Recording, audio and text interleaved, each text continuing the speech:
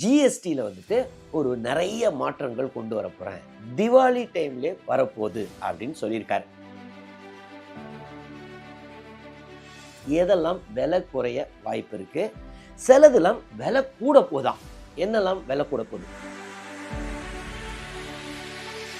90% items 28% இருக்கிறதெல்லாம் 18க்கு வந்துட போதாம். 99% items 12% இருக்குல்ல, அதெல்லாம் 5%க்கு வந்துட போகுது. இது வரைக்கும் ஹையஸ்ட் லேப் எவ்வளோ? 28% தானே. இனிமேல் 40%. அதில் ஒரு 5-6 ஐட்டம் இருக்குமா. அதை வந்துட்டு சின் டேக்ஸ் அப்படின்னு சொல்லுவாங்க. அதாவது பாவம் பண்ணுறல்ல, அதுக்கு டேக்ஸை கட்டு அப்படின்னு. என்னென்னலாம் அந்த பாவம்?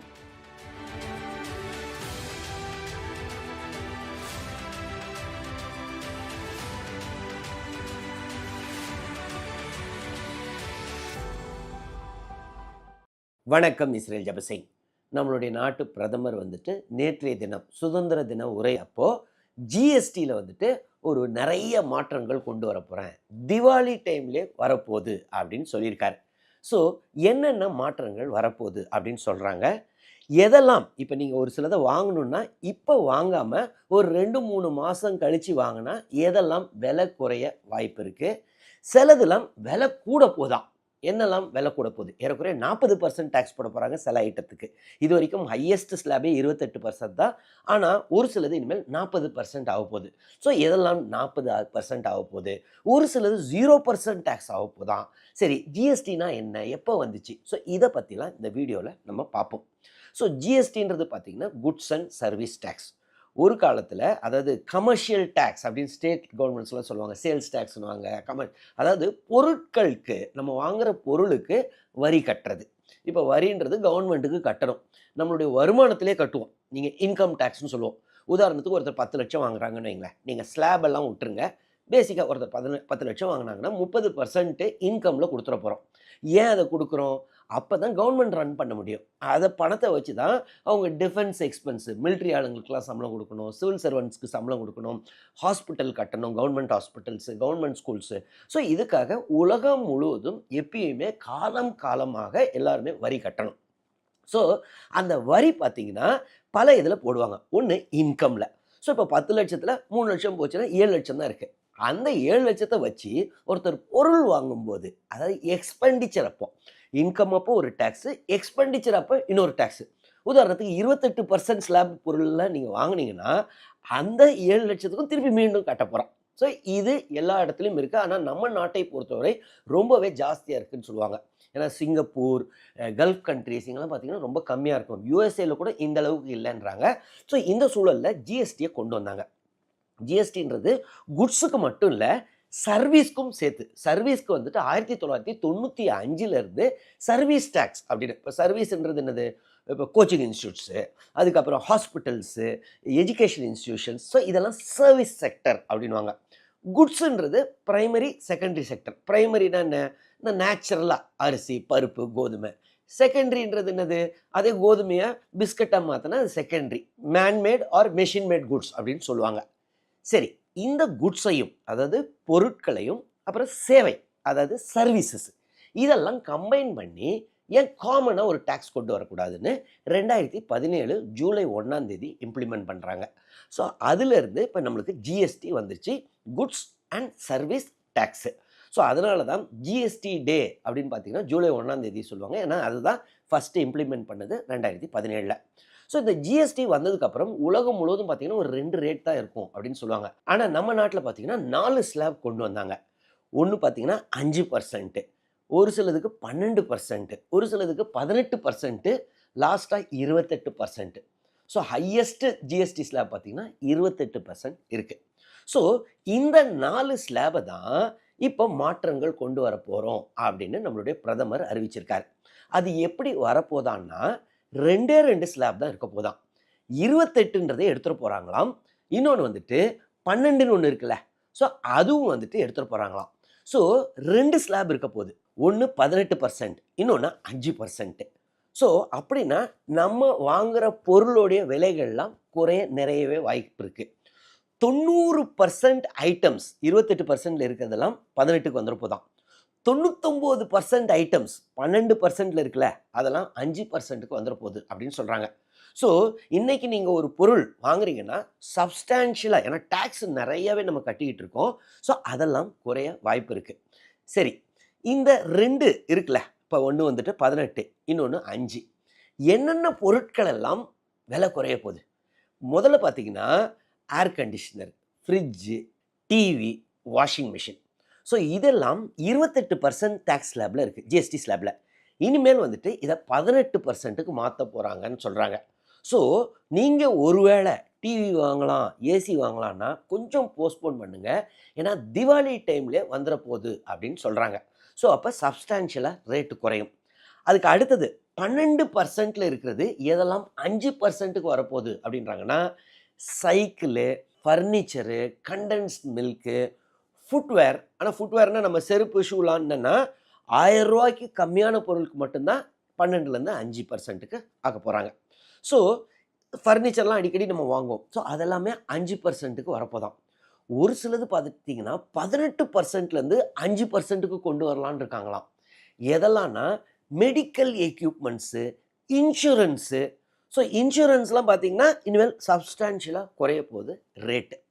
சரி, ஒரு சிலது கூட போகுதுன்றாங்க. இப்போ 2 டாக்ஸ் ஸ்லாப் தானே.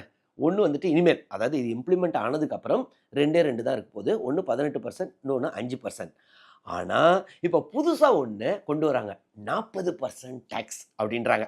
இது என்னன்னா, இது வரைக்கும் ஹையஸ்ட் ஸ்லாப் எவ்வளோ? 28% தானே. இனிமேல் 40%. அதில் ஒரு 5, 6 ஐட்டம் இருக்குமா. அதை வந்துட்டு சின் டாக்ஸ் அப்படின்னு சொல்லுவாங்க. அதாவது பாவம் பண்ணுறல்ல, அதுக்கு டாக்ஸை கட்டு அப்படின்னு. என்னென்னலாம் அந்த பாவம்? ஆன்லைனில் இந்த கேம்ஸ் விளையாடுறவங்க, அந்த சீட்டுலாம் விளையாடுறது, அதெல்லாம் 40% போயிடும்.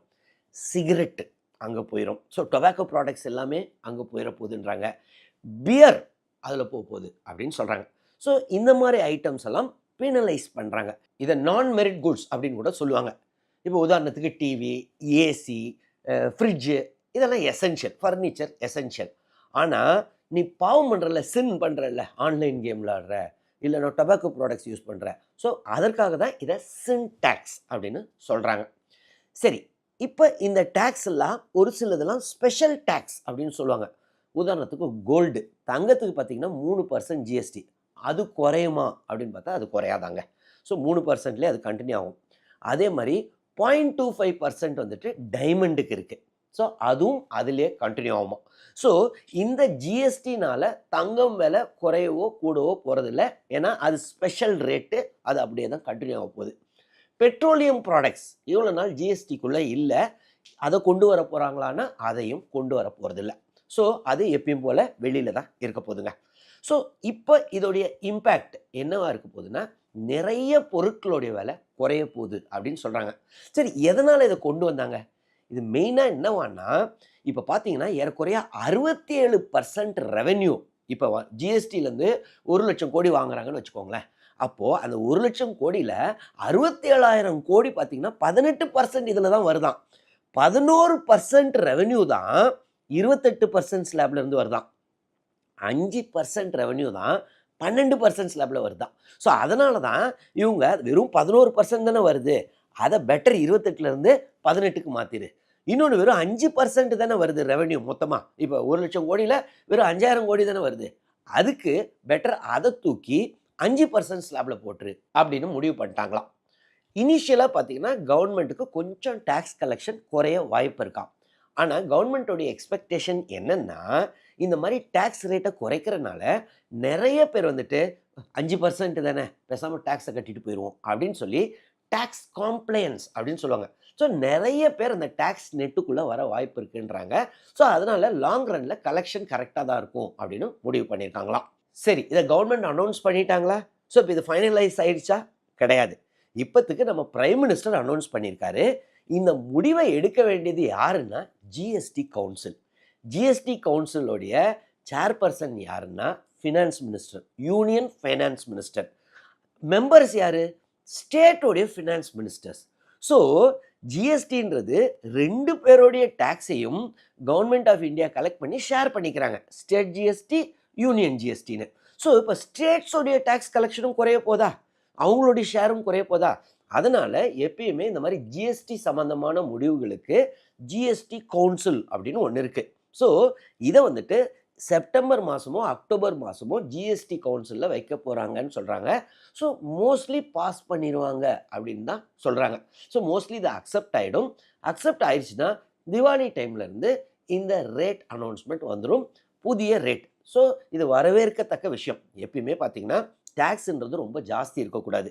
சாணக்கியர் சொல்லுவார் அர்த்த சாஸ்திரத்தில், டேக்ஸ் பாலிசி எப்படி ஒரு ராஜா போடணும்னா, எப்படி தேனீ போய் பூட்டை இருந்து தேன் எடுக்குதுல, மொத்த தேனையும் உறிஞ்சிடாது, கொஞ்சோண்டு தேனை எடுக்கும்.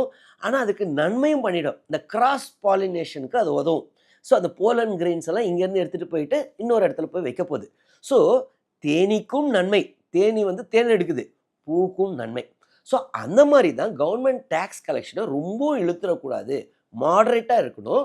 ப்ளஸ் அந்த பணத்தை வச்சு மக்களுக்கு நன்மை செய்யணும் அப்படின்னு சாணக்கியர் அர்த்த சாஸ்திரத்தில் சொல்லுவார். ஸோ என்னை பொறுத்தவரை இப்போ கவர்மெண்ட் ஆஃப் இந்தியா எடுக்க போகிற இந்த நியூ இனிஷியேட்டிவ், டேக்ஸ் ஸ்லாப்ஸை குறைக்கிறது, 2 ஸ்லாப் ஆக்குறது ரொம்பவே நல்ல விஷயம், வரவேற்கத்தக்க விஷயம். உங்களுடைய கருத்து என்னவோ அதை கமெண்ட்ஸில் எழுதுங்க, நானும் பார்த்து தெரிஞ்சுக்கிறேன். அது இல்லாமல் இந்த ஜிஎஸ்டி சம்மந்தமாகவோ வேறு ஏதாவது இந்த வீடியோவில் உங்களுக்கு ஏதாவது டவுட்ஸ் இருந்துச்சுனாலும் கமெண்ட்ஸில் எழுதுங்க, நான் கிளாரிஃபை பண்ணுறேன். தொடர்ந்து இந்த சேனல் மூலமாக சந்திப்போம். நன்றி, வணக்கம்.